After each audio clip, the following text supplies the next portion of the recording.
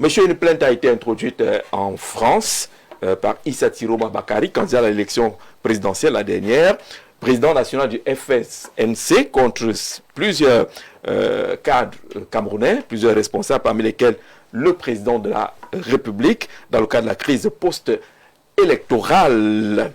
Quelle réaction, Alex Nguepi, lorsque vous avez lu le document attestant justement que la plainte a effectivement été déposée à Paris? Bon, je trouve que je félicite d'abord Issa Tiroma de l'avoir fait. Il était grand temps. Lorsque on se rend compte que notre justice nous aux autres, les gens ont été arrêtés, ils sont incarcérés. Plusieurs n'ont même pas eu de jugement jusqu'à jour. Il y a certains qui continuent, qui décèdent en prison. Voilà, on les reproche d'avoir manifesté lors des élections présidentielles parce qu'ils contestaient les résultats donnés. Comme bon nombre de Camerounais, ici, ils ne connaissaient pas. Parce que voilà, c'est leur droit. Hein. Mais au Cameroun, dans le régime dictatorial où nous sommes, vous avez des magistrats qui estiment qu'une fois que le Conseil constitutionnel a donné le verdict, vous dites que M. Paul Biya n'a pas remporté, c'est un crime. Ok, en droit, peut-être c'est un délit, un crime, d'accord. Mais cependant, est-ce qu'on devrait tuer les Camerounais pour ça? Si un Camerounais n'a pas voté pour M. Biya, si un Camerounais, par exemple, dans les bureaux de vote de Blom, ça dit où j'étais, où M. Tiroma a dit que les résultats lui donnaient sur... vous allez par exemple voir 150 personnes votant. M. Tiroma avait sensiblement 120 personnes. Hein. J'ai la famille du côté de Tchang, où on me dit clairement que M. Tiroma, dans ce bureau de voix, avait presque 100% de voix. C'est-à-dire que c'était là, les profs sont là. J'ai même en BAM, des gens là-bas, j'étais responsable d'un parti du coup d'un BAM, ils m'ont donné la même chose. Mais quand les résultats ont été publiés, tout de suite, on s'est rendu compte qu'il y avait un décalage entre les gens se sont rendus compte qu'il y avait un décalage entre ce qu'ils ont eux-mêmes vécu et ce qui a été proclamé. Donc, il y a eu des émotions, les gens n'ont pas pu se maîtriser, ils sont sortis dans la rue et ça donne ce que ça a donné. On ne va pas refaire le procès concernant cette élection présidentielle, mais si tu vous dis que quand il y a une élection présidentielle et que le président est contesté, c'est le cas. Hein, le président est contesté? Oui, il est contesté, mais parce qu'ils sont en prison. Même moi, sont en prison. Oui, même moi, je conteste sa légitimité. Je l'ai perdu, j'estime que cette élection, il a perdu. Moi, je suis clair dessus. Maintenant, vous allez me dire que c'est mon droit de le dire.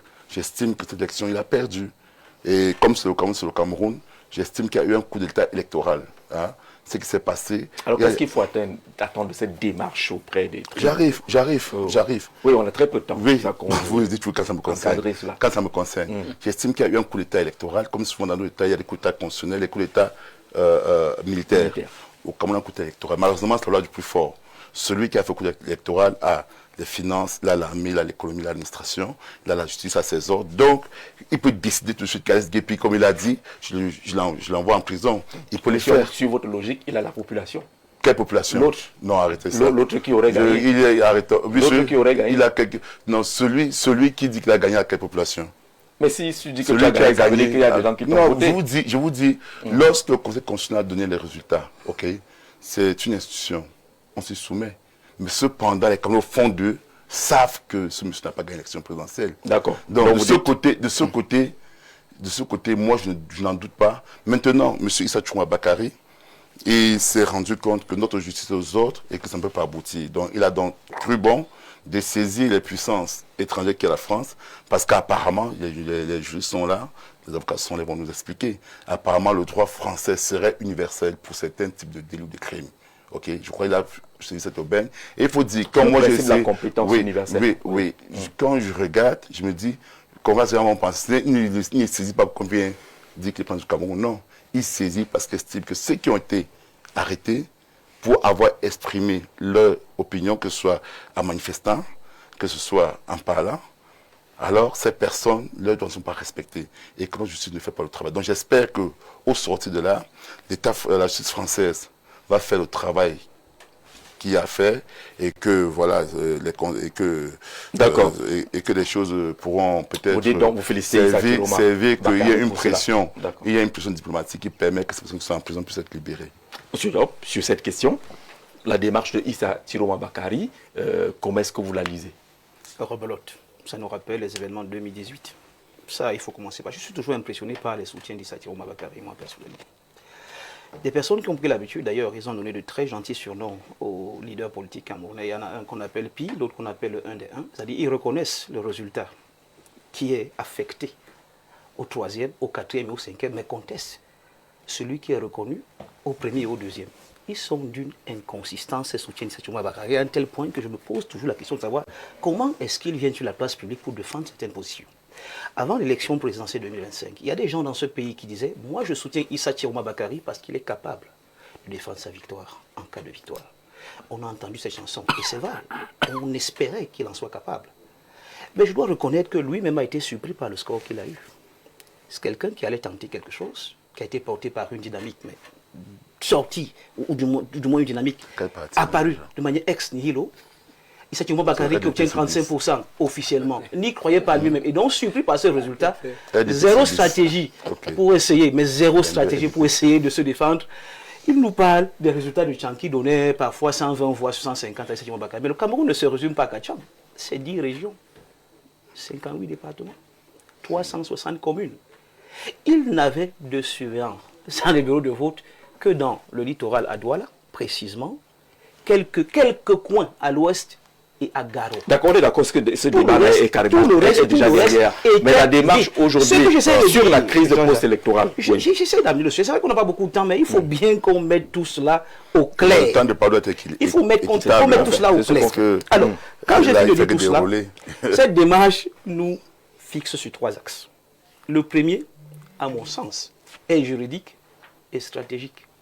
Au nom du principe, vous l'avez dit, universel ou tout ce que vous voulez. Mais au nom de quoi la justice française est saisie pour des faits qui sont développés au Cameroun par un Camerounais qui vit en Gambie? Première question que je me pose. Quelle est la stratégie derrière? Absolument aucune. Issa Chiroma Bakary est conscient que les 7 années à venir seront extrêmement longues et qu'il faut exister. Maurice Kamto a saisi en son temps, en 2018, et l'Union africaine, et les Nations unies, et tout le reste, ça a donné quoi jusqu'à aujourd'hui? Absolument rien. On a affaire à un homme qui nous disait il y a peu de temps, moi je ne bougerai pas du Cameroun, qui finalement s'est retrouvé en Gambie, et s'est réduit aux casseroles tous les samedis soirs. Que peut-on attendre d'une stratégie initiée par ce monsieur? Absolument rien. Il faut qu'on sorte de l'esbrouf ce soir, monsieur Nguepi. Arrêtez avec ce soutien qui n'a abouti à rien. Et concentrons-nous sur autre chose. Issa Chiroma Bakary a annoncé qu'il n'irait pas aux élections locales qui arrivent. Et donc, du coup, il fera tout pour rester au maximum dans l'esprit du désordre pour désorienter les autres. D'accord. Sur l'opportunité de cette poursuite, Maître Chiazok, de cette procédure du côté de Paris, ça pourrait apporter quoi en l'état actuel? De manière péremptoire, je ne dis rien, parce que je suis un peu surpris de M. Nguepi de parler du droit français qui serait universel. Je ne sais pas si le Cameroun a signé une convention que je ne maîtrise pas jusqu'à présent. Peut-être que Maître va nous aider là-dessus. Le peu que je sais, c'est que lorsque j'étais en première année de droit, on avait un cours sur l'application de la loi dans le temps et dans l'espace.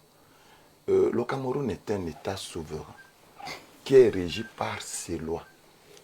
La France n'est pas une institution internationale. La France avait des relations précises avec le Cameroun sur ce qu'on appelait les fameux accords qui n'ont pas été renouvelés.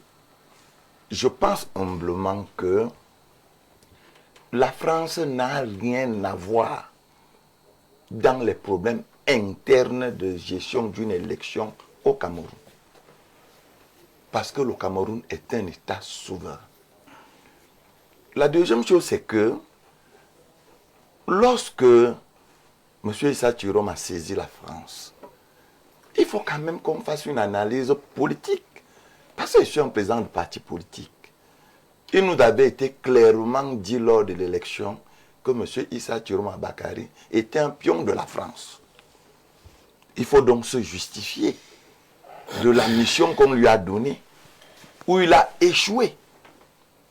Et vous voyez que là, on parle de la crise post-électorale. C'est pour montrer à la France, ou à ses soutiens, que j'ai fait le job, ils ont triché, ils ont tué, ils ont enlevé. C'est pour ça que je ne suis pas président. Il est bien vrai que ceux qui nous gouvernent, nos dirigeants, sont allés un peu au-delà. Mais le peuple qui était dans la rue ne marchait pas seulement. Les biens des Camerounais étaient attaqués. Et aucun Camerounais ne pouvait accepter que ces biens soient attaqués. Quelle est cette contestation des résultats qui a mené les marcheurs pacifiques, comme on le dit, dans les poissonneries des gens. Comment ils se retrouvaient avec les bouteilles de gaz des autres Camerounais qui n'étaient pas candidats à l'élection présidentielle. Donc, fort de tout cela, il revenait quand même au gouvernement de protéger également les autres Camerounais qui n'avaient besoin que de paix. Donc, maintenant, moi je ne vois pas la magie. Je ne vois pas la magie que la France fera pour convoquer le président Paul Biya et tout ce qu'on a cité, et que cela se présente dans une juridiction française. C'est que nous ne sommes plus un État. Il faudrait que M. Nguepi sache que nous sommes en 2026. Je suis de ceux qui critiquent la façon dont notre État fonctionne.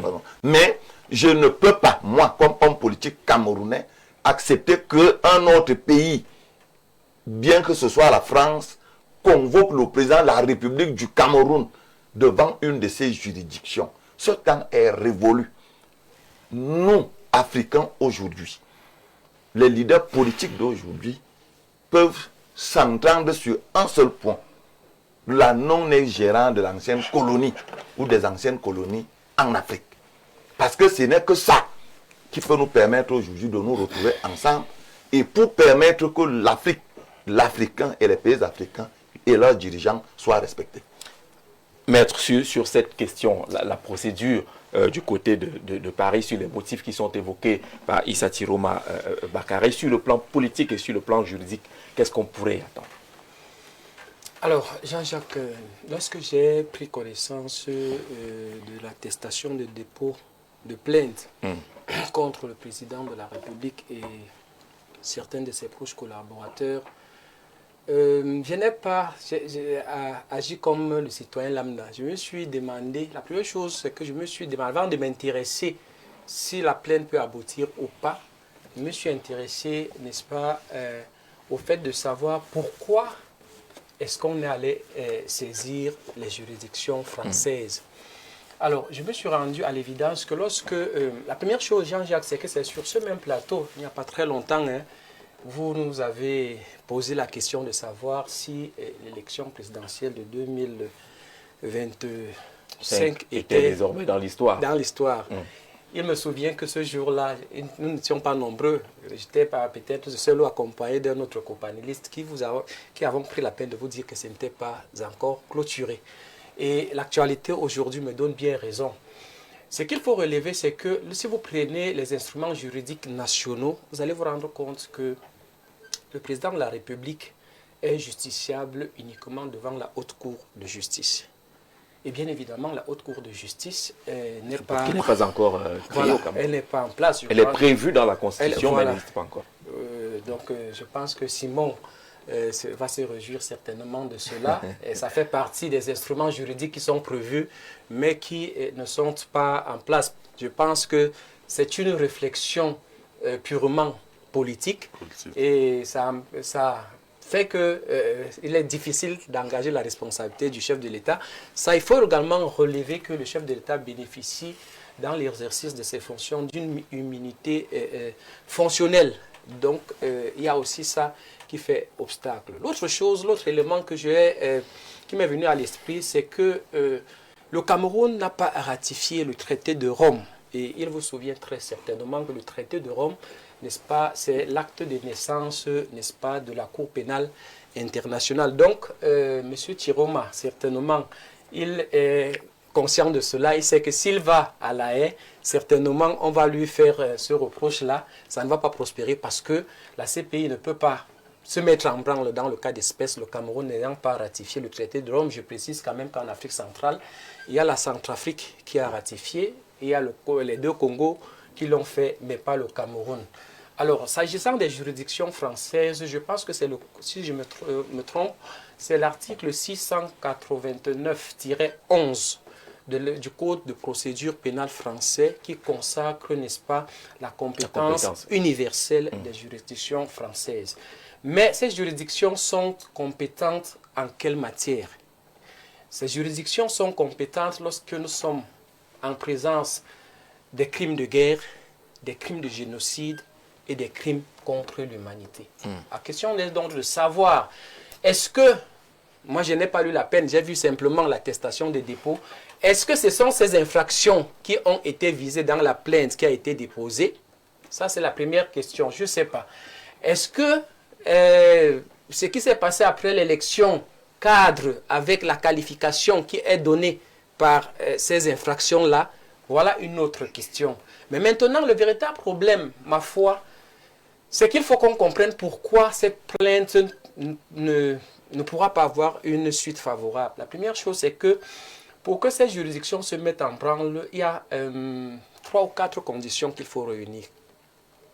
La première condition est celle de la double incrimination. Il faut nous expliquer de temps en temps. La double incrimination veut que les faits tels que définis dans le droit français et tels que reprimés puissent être punis et définis de la même manière dans l'État. Donc, celui qui est censé être poursuivi détient la nationalité. Dans le cas d'espèce, le Cameroun et la France. Il ne me souvient pas aujourd'hui que la législation camerounaise fait très souvent allusion à ces infractions de crimes de guerre, crimes de génocide et crimes contre l'humanité. Donc ici, vous allez comprendre très brièvement que le problème de double incrimination se pose dans le cas d'espèce. Donc il y a déjà une condition qui n'est pas réunie. La deuxième condition, c'est celle de la résidence permanente. Il faudrait la résidence habituelle, autant pour moi, parce que ce n'est pas la même chose en droit. Il faudrait que celui qui est l'auteur des faits puisse résider, n'est-ce pas, dans le territoire français, ne serait-ce que de temps en temps. Il me souvient que jusqu'ici, Simon conseille toujours au président de la République d'aller plutôt à Genève, du côté de la Suisse. Et rares sont les cas. Quand je dis Simon, j'ai dit... voilà. Oui. Donc, c'est pas toi, un petit pertos, mais Simon. Donc, du côté de Genève. Et donc, là encore, ça fait problème. La troisième condition, c'est celle de la résidence temporaire subsidiaire. Ça veut dire que tu n'es pas résident permanent ou habituel dans le territoire français, mais en revanche, tu y résides de façon subsidiaire, c'est-à-dire que tu pars, tu fais un temps considérable. Ce temps considérable, le président, nous le savons tous, le passe en Suisse.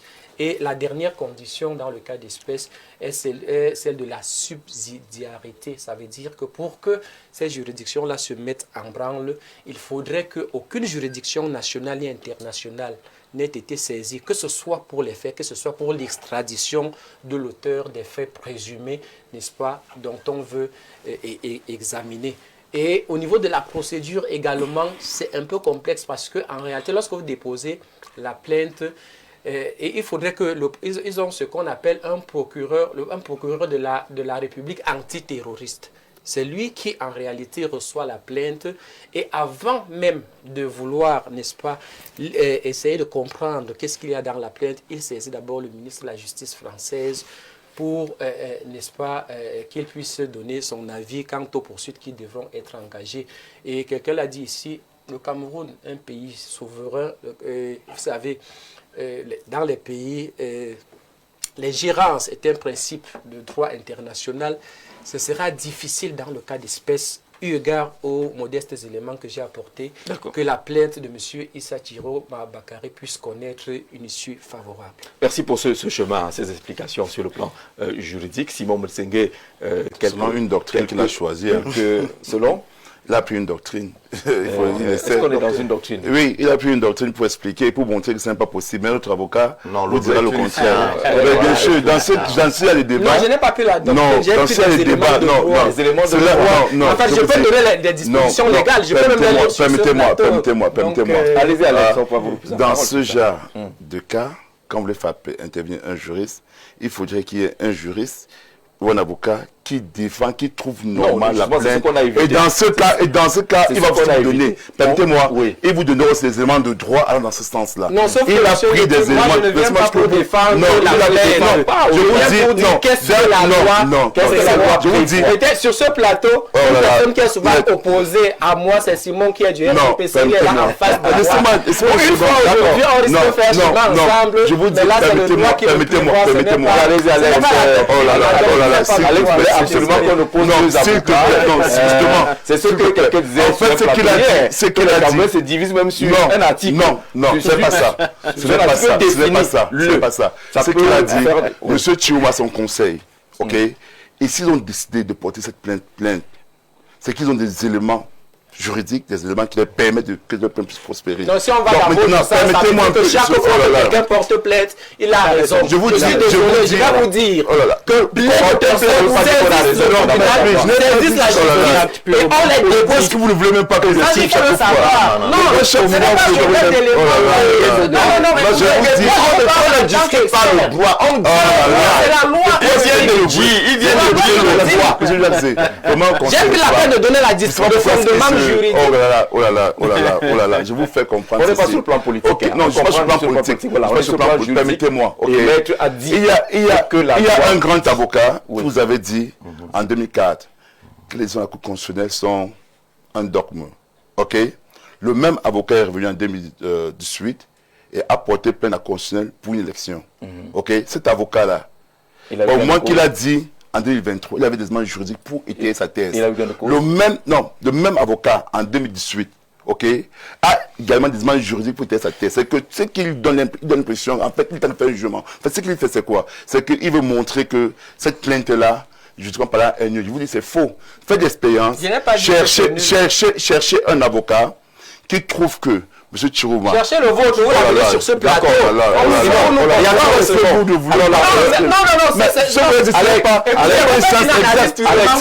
Alex, non, pas politique. C'est pas une séance infuse, je vous dis. Écoutez, moi je suis Non, mais c'est pas une séance, mais c'est pas une séance infuse. Lorsque il y a une question de pouvoir, je dis qu'est-ce que le roi prévoit, on va avancer. monsieur Lépi. On va avancer. Vous avez essayé de faire. Lorsque vous avez essayé de faire comprendre aux téléspectateurs que Je vous ai donné le fondement légal. non, Vous voulez que je lise?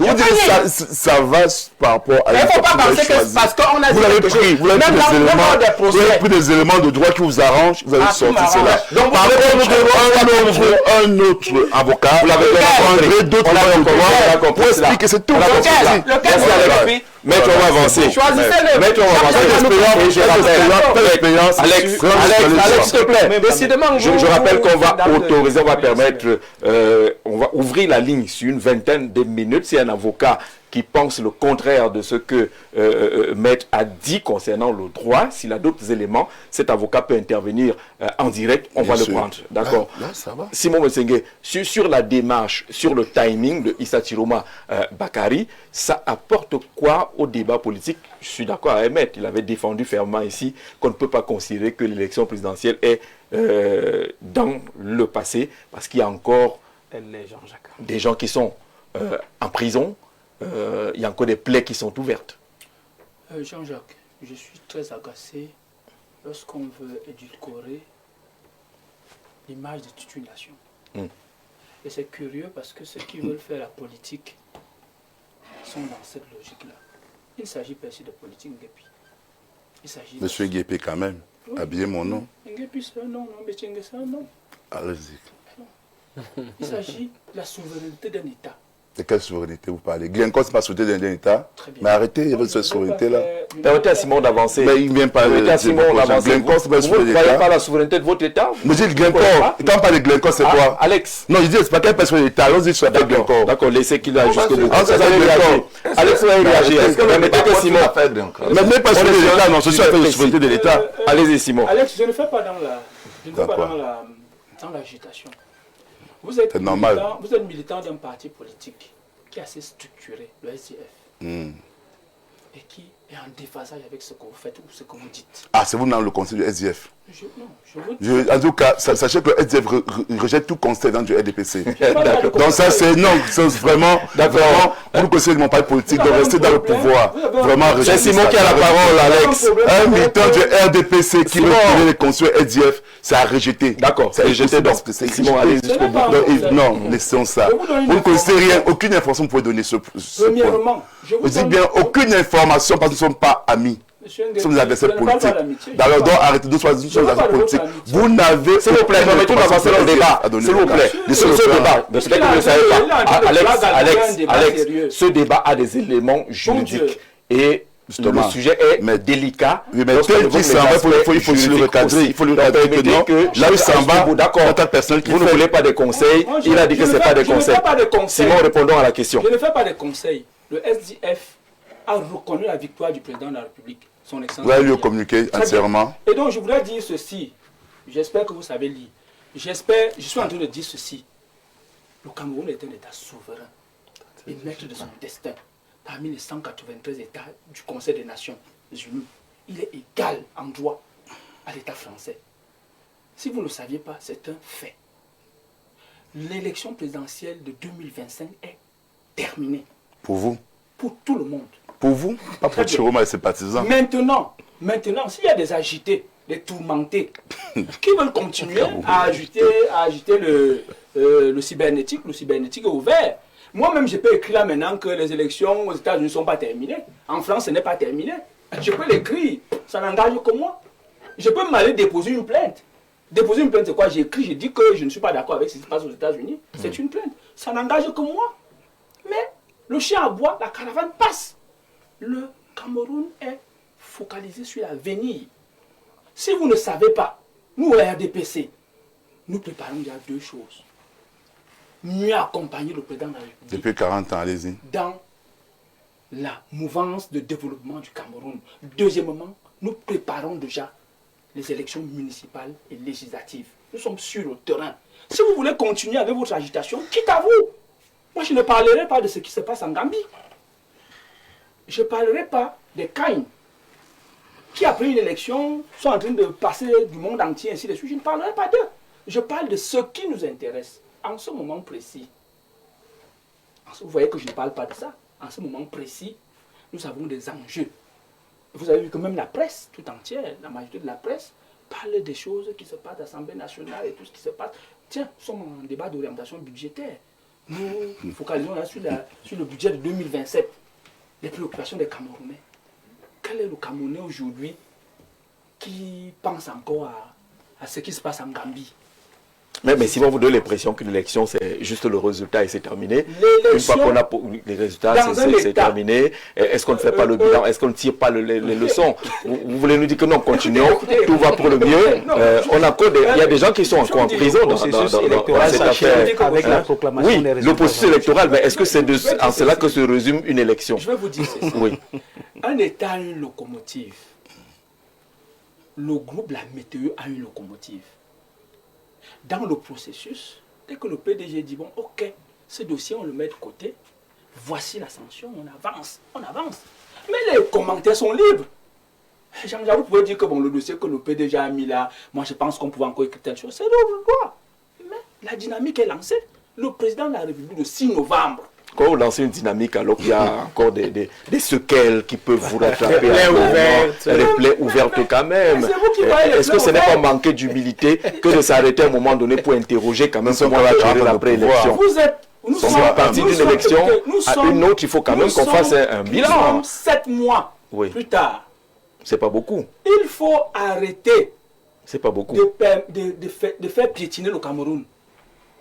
Mais juger ceux qui sont en prison, on avance comment? Si on a encore jugé les données les peines. En ce moment précis, le destin de 2027 se joue à l'Assemblée nationale. C'est ça qui est important. C'est pas important de savoir qu'il y a des familles aujourd'hui dont les enfants sont en prison. Il y a des enfants de 16-17 ans qui sont en prison. On vient de traverser au moins 2 étapes qui auraient permis qu'on accorde peut-être une grâce à ces enfants. Vous voulez qu'on en parle? Oui. Parce que vous voulez qu'on en parle et c'est difficile de continuer sans en parler, même si ce n'est pas la plainte de Issa Tiroma. Vous voulez qu'on en parle? Oui. Je vais vous dire une chose. Est-ce que vous savez qu'aujourd'hui, est-ce que vous voulez ouvrir vous voulez ouvrir des souvenirs qui font mal? Il y a 2 enfants qui sont orphelins.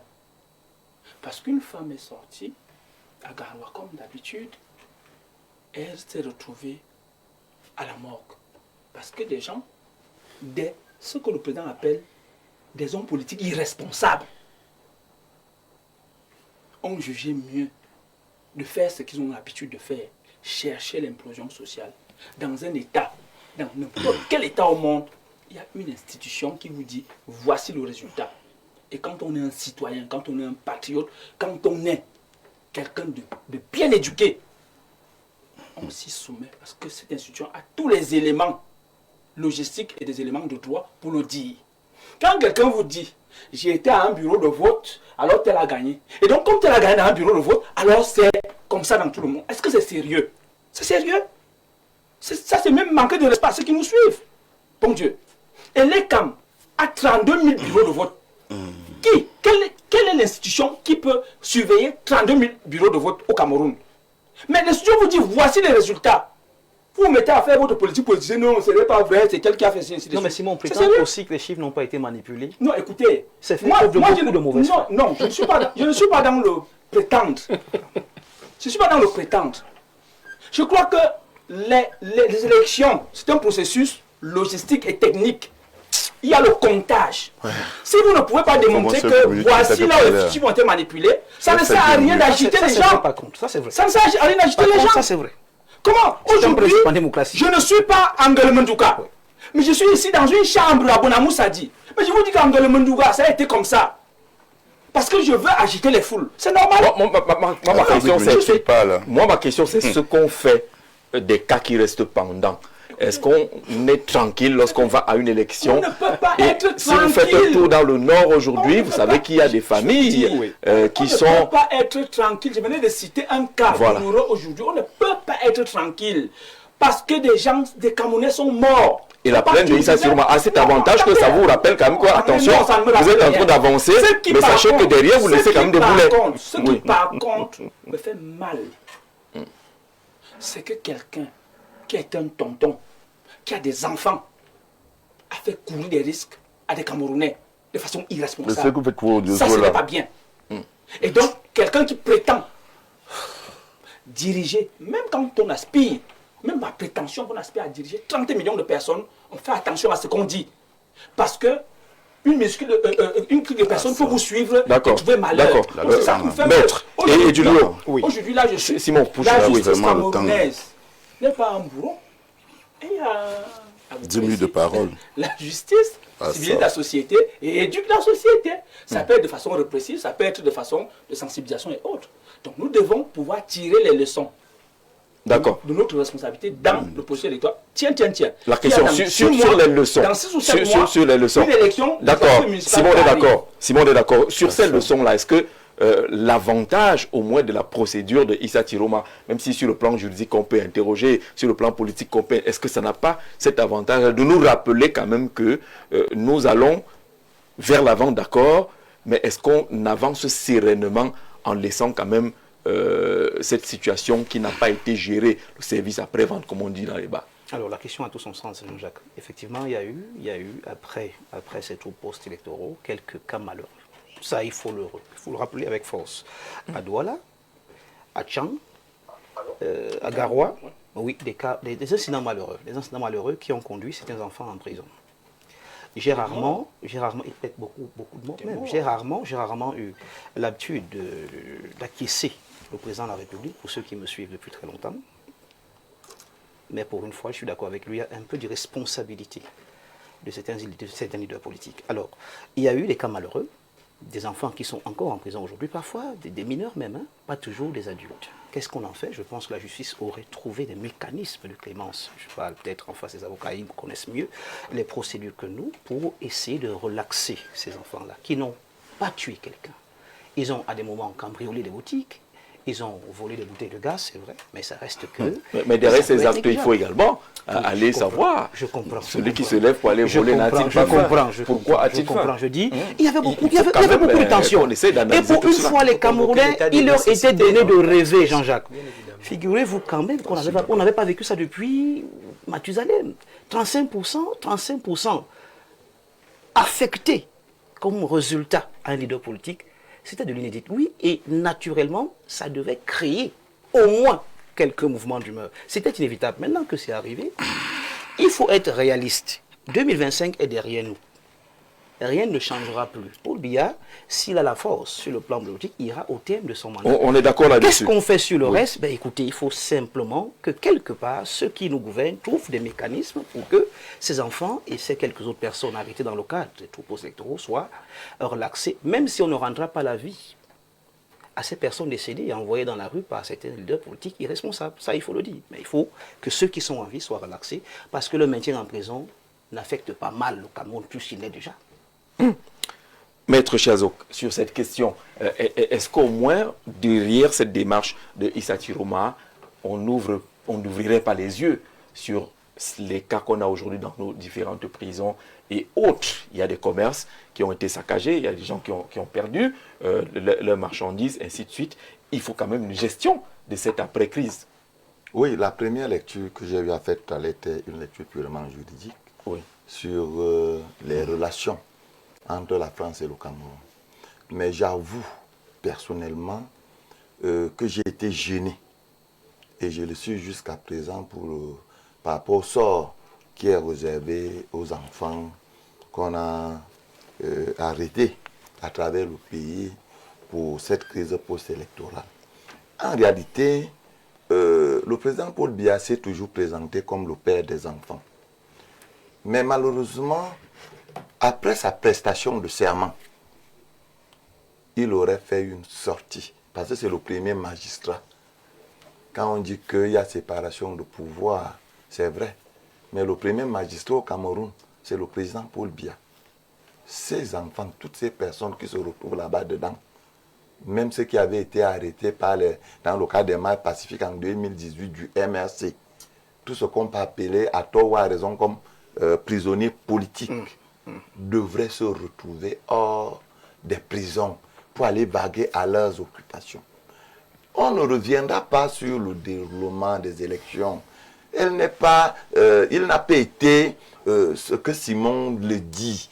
Il y a des choses qui ont été faites et vues, connues de tout le monde. On ne reviendra pas sur ça, surtout pour nous des juristes. Parce que le Conseil constitutionnel a de la légitimité de dire qui a gagné. Et il a dit que c'est le président Biya. Maintenant, le plus important, c'est le volet social. Pourquoi le président Biya est indifférent?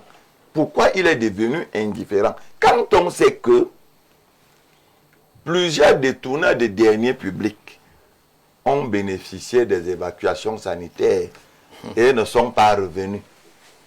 Entre ceux-là qui ont pillé notre fortune, qui sont allés se cacher, prétextant qu'ils sont allés se faire soigner, et ceux-là qui contestaient, ils ont contesté parce qu'ils n'ont pas voté le président Biya. Et le résultat est là. 35%, c'est beaucoup. Ça veut dire que sur 100 Camerounais, il y a 35 personnes qui ne se reconnaissent pas sur le président Biya comme président. C'est presque la moitié.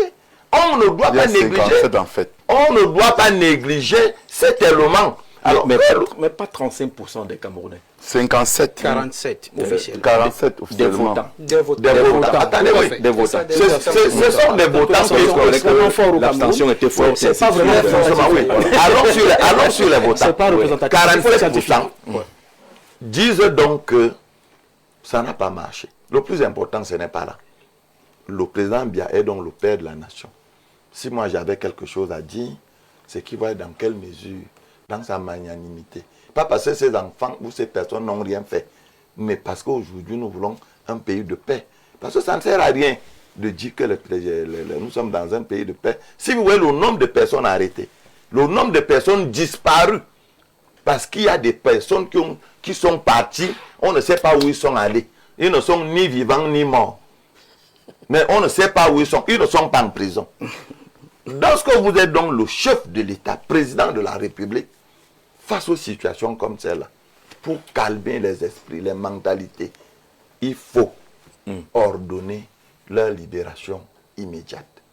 D'accord. Il y a des Camerounais qui ont lancé des initiatives appelant au pardon. On a Ange Sama qui est pratiquement allé se mettre à genoux au palais pour dire qu'il faudrait qu'on ait cet esprit-là maître. Je crois que la question c'est toujours mieux, revient taper les casseroles à celle qu'on avait déjà évoquée ici. Est-ce que Issa Tiroma ne nous rappelle pas qu'il y a quelque chose qu'on a peut-être négligé au passage? Alors, dans l'intervention précédente, j'ai dit ce que la loi dit. Maintenant, je vais apporter la chose dans le volet politique. Issa Tiroma, c'est un homme politique, c'est un opposant. Et je pense que dans ce cas-là, il est dans son rôle. Vous savez, dans des procès, Jean-Jacques, il y a des procès qu'on engage pour l'honneur, pour se faire entendre, pour essayer de faire bouger les lignes. Pas forcément parce qu'on sait que le résultat va suivre. Ça, il faut le savoir. Et ça, les personnalités sont habituées à ce genre de choses. C'est-à-dire qu'on sait très bien que ce procès, moi, personnellement, j'ai reçu des gens, quelqu'un vous dit, tu essaies de lui expliquer que, bon, le dossier, si vraiment, je ne suis pas sûr que ça va nous donner gain de cause. Ça va nous coûter en termes de temps, d'énergie, d'argent et autres. Il te dit, je veux que tu engages le procès. Parce qu'il connaît son objectif. Donc, je pense que sur ce plan-là, Issa Tiroma, par le moyen de cette plainte, rappelle, contrairement à ce que Simon dit, que l'élection n'est pas finie. Qu'il a des choses qu'il faut gérer. Qu'il veut se faire entendre. À la limite même, mettre en mal la gouvernance. Vous empêchez à celui qui a gagné l'élection de se concentrer sur la gestion, la conduite de la nation. Et je pense, je ne suis pas très politicien, je pense que c'est le rôle aussi d'un homme politique qui puisait un opposant. Donc, je pense pour ma part que la plainte de Issa Tiroma est plus déjà pour que il ne tombe pas dans les oubliettes. Qu'on sache toujours qu'il est là. C'est d'abord pour ça. 7 ans, c'est long. Qu'on ne l'oublie pas. Deuxièmement, qu'il continue à bousculer. C'est-à-dire que... Parce que, il vous souvient, on en a parlé sur ce plateau. À un moment, c'était un peu un silence du côté de Issa Tiroma. Et même ceux qui l'ont soutenu, ceux qui étaient à ses côtés, lui faisaient le reproche. Que, parti en Gambie, nous sommes au Cameroun, qu'est-ce qu'il en est? À un moment, il a essayé de faire des nominations. Mais tout ça, c'est dans cette même logique-là. Oui, d'exister. D'exister, il doit exister en tant qu'homme politique. En effet. Parce que, et Simon le relevait tout à l'heure, en disant que le RDPC est déjà en plein dans les préparatifs des élections municipales et législatives. Mais qui vous dit que Issa Tiroma n'est pas en train de voir déjà il a annoncé qu'il la fin du mandat actuel pour que lors de la prochaine élection présidentielle, qu'il soit mieux positionné. Moi, je pense que sur ce plan-là, il est en train de faire le job qui est le sien. Et comme on le disait tout à l'heure... La preuve est qu'on parle de cela. Voilà. Et donc, Issa Tiroma est revenu dans l'actualité. Mais bien sûr, dans les réseaux sociaux, on ne parle que de ça, en fait. C'est l'actualité ces derniers temps. Et moi, je dis aussi, comme les autres l'ont dit, je pense que l'apaisement... Le président Paul Biya, dans l'un de ses discours, a dit, nous tous, nous allons passer, mais le Cameroun va demeurer. Quelque chose comme ça, j'essaie de paraphraser. Je pense aussi pour ma part que il peut essayer, surtout ceux qui sont en prison, à la suite, n'est-ce pas, des manifestations post-électorales, essayer, n'est-ce pas, de poser des actes concrets. Je ne vais pas dire comme mon voisin, de faire des sorties, parce qu'on a fait une sortie qui nous a annoncé le nouveau gouvernement dans les prochains jours. Il n'a pas suivi. Moi, je ne sais pas les sorties qui m'intéressent, c'est des actes. Vraiment, poser des actes, n'est-ce pas, pour essayer, n'est-ce pas, de détendre l'atmosphère, parce que l'atmosphère reste crispée, ça, il faut le savoir. Et le Cameroun, notre beau et cher pays, nous devons le préserver pour nous-mêmes et pour ceux qui viendront après. Est-ce que Issa Chiroma ne s'adresse pas également à d'autres leaders de l'opposition qui semblent avoir tourné totalement la page, ils s'occupent tranquillement de leurs affaires, ils siègent au Parlement pour ceux qui y sont, Certains attendent même le gouvernement, ils attendent le 17h. Est-ce qu'il ne s'adresse pas également à Alex Ngepi, à ces autres candidats à l'élection présidentielle qui ont oublié que derrière, ils ont des soutiens. Parce que le nom d'Alex peut sortir à 17h. Non, pas du tout. Issa Chiroma, je pense, c'est un homme qui est assez intègre. C'est un homme qui n'a pas besoin d'un communiqué pour exister. Le Cameroun, c'est le pays où, d'après le résultat donné par le Conseil constitutionnel, un candidat arrive deuxième avec 35%. Et vous dites qu'il a besoin d'un communiqué pour exister. Il existe déjà. Mais arrêtez un peu l'esbrouf. Il existe déjà, mais il est le deuxième élection présidentielle d'après vos résultats. Oui. Donc vous voulez dire qu'Issa Chiroma a besoin de quoi? Il y a des Camerounais qui l'ont élu, qui sont comme ça, Issa Chiroma. Et vous n'êtes pas pas entendu depuis un bon moment, qui ne le voit pas, il paraît qu'il a entendu. Il n'a pas besoin, ça peut exister. D'accord. D'accord. Et quand vous dites que la crise présidentielle est passée, l'élection n'est pas passée, quand il me fait comprendre que les gens n'ont pas été manipulés, ça a été manipulé. Je vais vous dire un cas très simple, si vous voulez que je vous dise. Au Nozo, au nord-ouest, vous ne pouvez pas justifier que M. Paul Biya, candidat du LDPC, ait eu plus de 85%. Non, je vous dis que vous ne pouvez pas. Écoutez-moi, ok. C'est même ça qui fait en tort. C'est-à-dire que, en tant que responsable d'un parti politique, on vous dit que M. Paul Biya a eu 85% au Nozo, il a eu plus de 84%. Au nord-ouest et plus 84% au sud-ouest. Je vais vous dire quelque chose qui s'est passé là-bas. Ça dépend du nombre de votants. Ça dépend du nombre de votants. Non, allez voir le nombre de votants. Non, Vous n'avez pas. Il n'y a pas. Ce n'est pas malheureusement la lecture. Malheureusement. Et que les trois ont ce n'est pas le cas. Vous pouvez Ce n'est pas le cas. C'est ce qu'il faut expliquer. Ce n'est pas malheureusement le cas. Je vous dis que ce n'est pas malheureusement le cas. Est-ce que c'est pour cause de guerre? Les gens ne se sont pas. Les autres ne font pas. Allons-y. Je vous dis, malheureusement, ce n'est pas le cas. C'était quoi donc? C'est pas le cas. Donc, vous ne pouvez pas expliquer cela que au Nozo, que M. Paul Biya ait eu à moins de 85%. Et même quand on voit l'abstention était presque égale, sauf au sud, qu'on a fait gonfler les champs en disant que au sud, il y a eu plus de votants. Quand on voit l'abstention qu'il y a eu au littoral, qu'il y a eu au nord-ouest, au sud, 64%. Permettez-moi. Au littoral. Je dis, quand on voit l'abstention qu'il y a eu au littoral, à l'ouest, au sud, au nord, au sud-ouest, vous verrez qu'elle se valent. C'est-à-dire que le nombre d'inscrits au nord-ouest est à plus de 800 000, voire 1 million. Au sud-ouest, pareil. Donc, si vous prenez le chiffre d'abstention, vous allez vous rendre compte que les votants sont assez considérables, comme au littoral, comme ailleurs. Ils sont donc, assez considérables comme au littoral, oui, par rapport au taux d'abstention. Donc, on ne peut pas venir expliquer cela.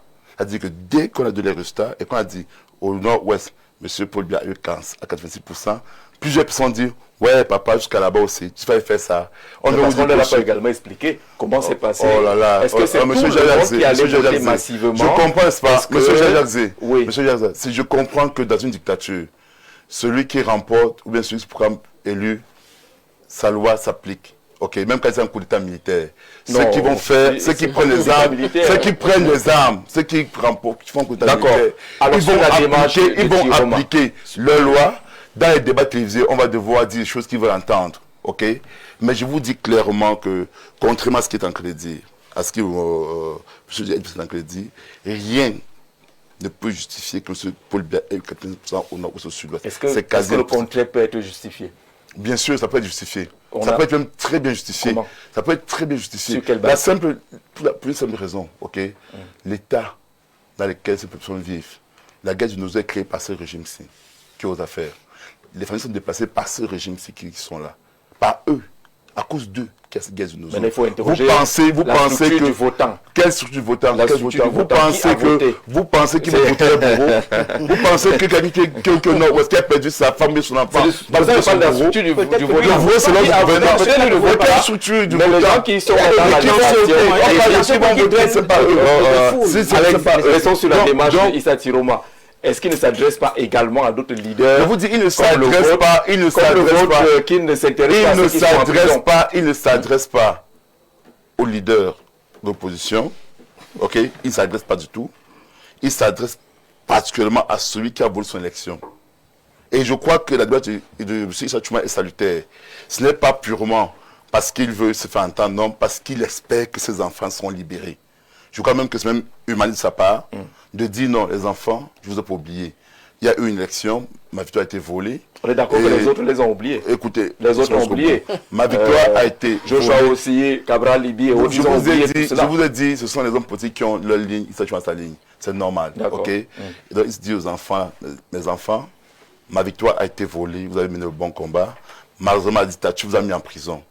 Tenez bon, je ne vous ai pas abandonné, je vais aller de l'autre côté, essayer de tenter une action et voir si cela peut permettre que vous soyez libérés. Je crois que ce message-là est adressé à ceux qui sont en prison. Et dans un pays démocratique, c'est-à-dire que, je suis surpris quand c'est derrière nous, même Trump aujourd'hui, bien qu'il soit président des États-Unis, Trump fait que dire que son élection a été volée en 2002. Et qu'est-ce qui a changé? Écoute, Trump, n'est-ce pas, même s'il est, comme vous êtes un président, mais Trump, à chaque discours, il vous dit que la dernière élection présidentielle a été volée. Et quand Trump le dit, en aucun moment de l'élection, non, il le dit. Et c'est pas ça le disque aujourd'hui. Mais quel est ce pays où vous faites comprendre aux Camerounais que si Alex Guébit trouve qu'un président de la République est mal élu, qu'il a volé l'élection, il ne peut pas le dire. S'il le dit, est-ce qu'il a commis un crime inimaginable? Mais c'est comment ça? Et vous le dites tous les jours. Oui, mais le problème, c'est que ceux qui l'ont dit, ceux qui l'ont dit sont en prison. Ceux qui l'ont dit sont en prison. Ce qui n'a pas changé, c'est qu'ils sont en dictature. Ils sont en dictature. Et quand ils sont en prison, c'est ceux qui ont dit que Paul Biya n'a pas gagné. Ceux qui sont en prison, parmi eux, il y a ceux qui l'ont dit, il y a ceux qui ont marché, ok, et qui pour moi c'est une marche légitime. C'est une marche légitime parce qu'ils estiment que leur vote... Ceux qui ont volé le poisson. Ceux qui ont volé le poisson. Et ceux qui volent, et ceux qui détournent nos milliards sont où?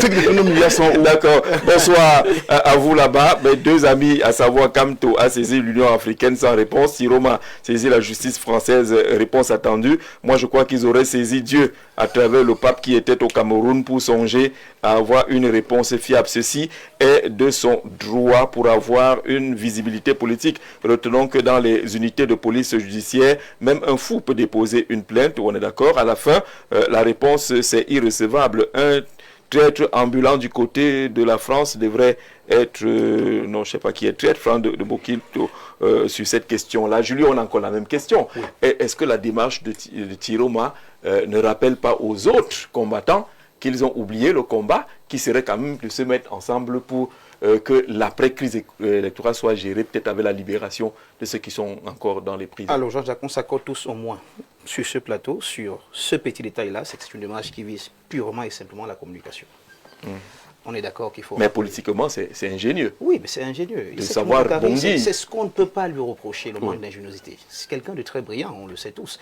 Sinon, comment on explique que quelqu'un qui a passé des années à mentir au Camerounais se soit retrouvé autant propulsé il y a 2 mois d'une élection? Sinon, comment peut-on expliquer que celui qui a pas tué le Camerounais... Il faut également noter que les Camerounais n'ont pas voté pour Issa Bakary. Ils ont voté contre un système. Ça, il est bien de le dire. Alors, la question reste entière, Jean-Jacques. La question reste entière. Cet acte a quand même le mérite de soulever le débat. Qu'on le veuille ou non, aujourd'hui on en parle. Demain, les autres vont en parler. Il faut qu'on rentre dans le passé, qu'on voit ce qui s'est passé après ces tours de pause électoraux et qu'on essaye, ici et là, d'apporter quelques allègements aux familles concernées. On ne ramènera pas les morts, mais au moins ceux qui sont en prison pourraient trouver un début d'allègement à travers la libération. On a 2 procédures. Il y a une qui est pendante au Conseil constitutionnel, introduite par un autre leader de l'opposition, et puis celle qui est du côté de la France. Est-ce qu'il ne faut pas craindre, finalement, qu'on se retrouve à nouveau dans un débat qui ne va pas permettre aux partis politiques de mieux se mobiliser pour les prochaines échéances? Je vais parler sous le contrôle d'un avocat. Parce que nous sommes aussi, en tant que membres des partis politiques, dans notre devoir d'éduquer les masses. Depuis 42 ans, vous éduquez. Là, il n'est pas interdit de dire des choses, mais il est interdit de dire des choses en les démontrant, en apportant des preuves. Sinon, on verse dans la diffamation et c'est un délit. Mais corrigez-moi si je me trompe. Très bien. Donc, il faut dire à M. Nguépi que dans un état de droit, C'est même pas On comme état de dit droit. des choses- Vous retirez ça, comme n'est pas état de droit. Moi, je vous le dis. Ne le fais pas dans la querelle. Non, mais je vous êtes dis en train donc. de jouir pleinement de l'un de vos droits. Non, mais c'est un droit. Vous C'est mon droit. exprimez C'est clairement pas un et état de librement. droit. Désolé, C'est un pays. droit. C'est un état de droit. Allez-y. L'enfant serait jugé, serait Allons-y. Je ne fais C'est pas un état de droit. je ne Désolé. fais pas dans la querelle.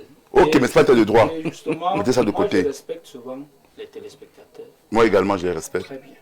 Et pour les respecter, on ne parle pas au même moment que l'autre. Ah bon. Je voudrais dire ceci. Si vous dites des choses offensantes sur ma personne sans les démontrer, je vous porte plainte et vous allez en prison. Peu importe que vous soyez du SDF, du RDPC ou autre. C'est la même chose. Vous ne pouvez pas dire que quelqu'un a gagné une élection sans apporter les preuves. Pourtant, le législateur vous a donné tous les éléments de preuve. On donne à tous les partis politiques le soin d'avoir un scrutateur par bureau de vote.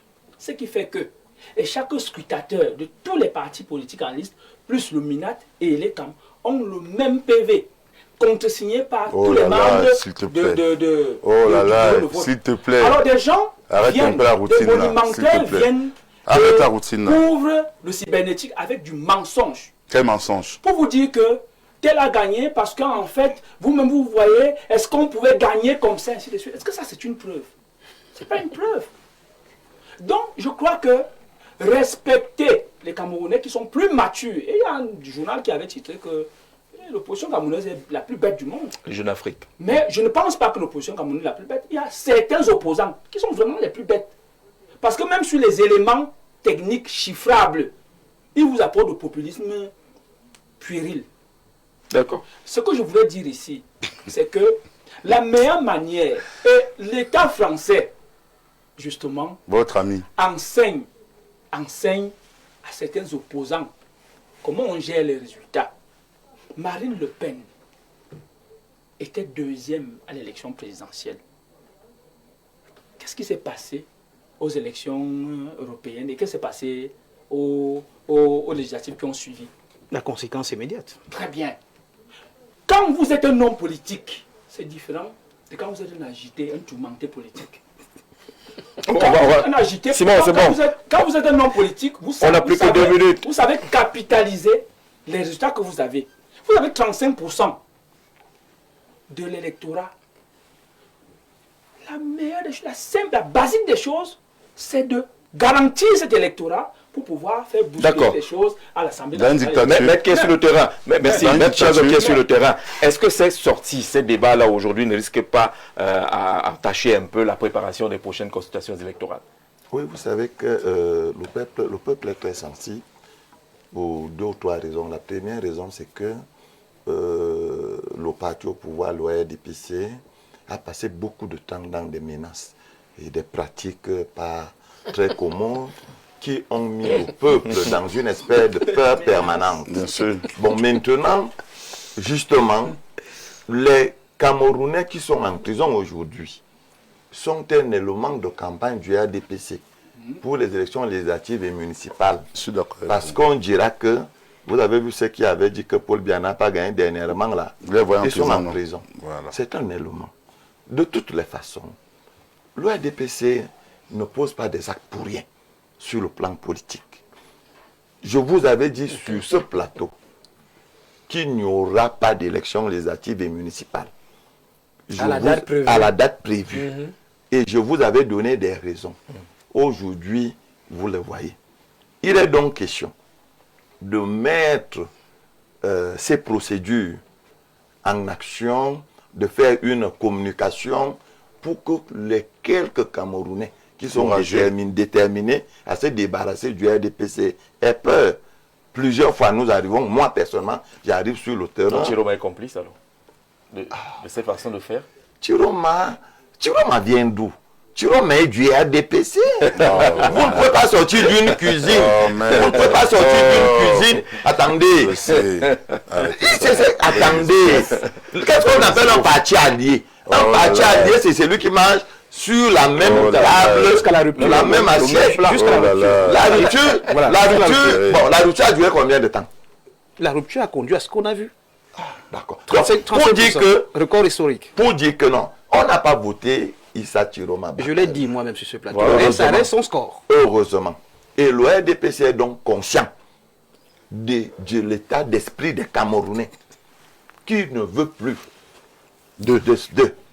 Il faut donc ralentir, perdre le temps, essayer de trouver de nouvelles stratégies, de penser les plaies. Et ça, je l'avais dit ici. C'est vrai. Donc, ce que je Et tout cela participe au jeu politique en même temps. Et c'est ce que Simon disait, quand Simon dit que... Je voudrais rapidement sortir l'émission. Vous avez posé une question concernant les autres partis, présidents des partis politiques qui n'accompagnent pas M. Issa Chiroma, qui sont à l'Assemblée. Je voudrais dire qu'ils ne peuvent pas l'accompagner parce qu'il n'y a pas eu de coalition de l'opposition autour de M. Issa Chiroma. Il n'y avait ni le SDF, ni le PCN, ni tous les autres présidents qui siègent aujourd'hui à l'Assemblée. Peut-être aussi parce qu'ils sont partis alliés la nuit. Non, bon, de toutes les façons, nous ne parlons pas de la nuit. Nous ne parlons pas de la nuit, cher mec. La nuit, je pense que c'est pas ça. La nuit, nous parlons de ce qui vous répondez en même temps 15 secondes. Simon veut m'interrompre. Jean-Jacques Zé, Simon fait l'émission seul.